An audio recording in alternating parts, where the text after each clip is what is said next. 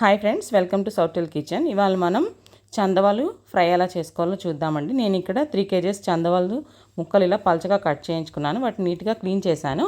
Marinate చేసుకోవడానికి 3 table spoons అల్లం చిన్నులపాయ paste అనమాట. ఇది 3 టేబుల్ స్పూన్స్ వేసుకున్నాను నేను.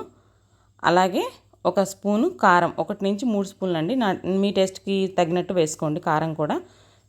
అలాగే గొడ్డు కారం, అంటే మనం కాశ్మీరీ లాల్ మిర్చి వేసుకున్నాను నేను. మీకు అందుబాటులో లేకపోతే గొడ్డు కారమైనా వేసుకోవచ్చు, ప్లెయిన్ కారం అనమాట. అలాగే ఒక 1.5 టేబుల్ టీ స్పూను ఉప్పు, తర్వాత లైట్గా పసుపు, కొంచెం శనగపిండి, ఒక 3 స్పూన్లు పడుతుందండి దీనికి శనగపిండి. అలాగే ఒక 3 స్పూన్లు బియ్యం పిండి, వరిపిండి అంటాం కదా అదనమాట.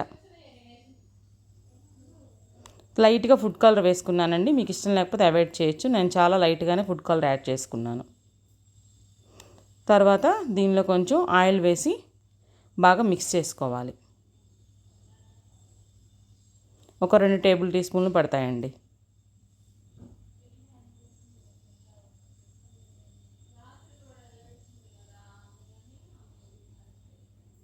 బాగా ఇలా మిశ్రమాన్ని అన్నీ కలిసేలాగా, స్పైసెస్ అన్నీ బాగా కలిసేలాగా మిక్స్ చేసుకోవాలి.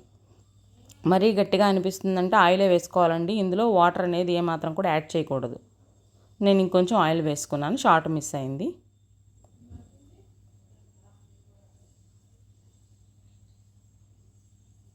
అలాగే మనం తీసుకున్న చేప ముక్కలన్నిటిని ఒక్కొక్కటిగా ఇందులో వేసుకొని ఇలాగా ఒక్కొక్క దానికి ఈ మిశ్రమాన్ని పట్టించుకోవాలి. అంతేకాని ఒకేసారి ఫిష్ ముక్కలన్నిటిని వేసి కలిపితే అన్నిటికీ సమానంగా మనం వేసుకున్న ఈ బ్యాటర్ ఏదైతే ఉందో అది కోటింగ్ అనేది బాగా అవ్వదండి. జాగ్రత్తగా ఒకదానికొకటి మిశ్రమాన్ని ఇలా పట్టించుకోవాలి. అన్నీ ఒకేసారి కలపకూడదు, ముళ్ళు గుచ్చుకునే అవకాశం ఉంటుంది.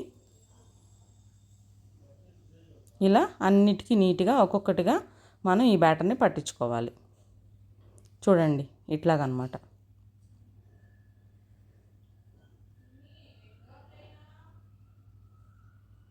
తప్పకుండా ఈ రెసిపీ ట్రై చేయండి, మీకు చాలా నచ్చుతుంది అనుకుంటున్నాను. అన్ని హోమ్ మేడ్ ఐటమ్స్తోనే చేసుకుంది. మీకు గనక ఇలాంటి ఫిష్ దొరకకపోతే నార్మల్ ఫిష్తో కూడా మనం సేమ్ ఇదే రెసిపీని ట్రై చేయొచ్చు. చాలా జాగ్రత్తగా మిక్స్ చేసుకోవాలి, ఎందుకంటే చిన్న చిన్న ముళ్ళు ఉంటాయండి, గుచ్చుకుంటాయి. ఇప్పుడు ఇలా కలుపుకున్న వాటన్నిటిని ఒక 2 hours నేను మ్యారినేట్ చేశానండి. ఇలా పొయ్యి మీద బాండి పెట్టుకొని ఆయిల్ వేసుకొని డీప్ ఫ్రై చేసుకోవాలి. చూడండి, నేను ఇక్కడ 1/2 లీటర్ ఆయిల్ తీసుకున్నాను. ఒక్కొక్కటి ఇలా వేసుకొని డీప్ ఫ్రై చేసుకోవాలి.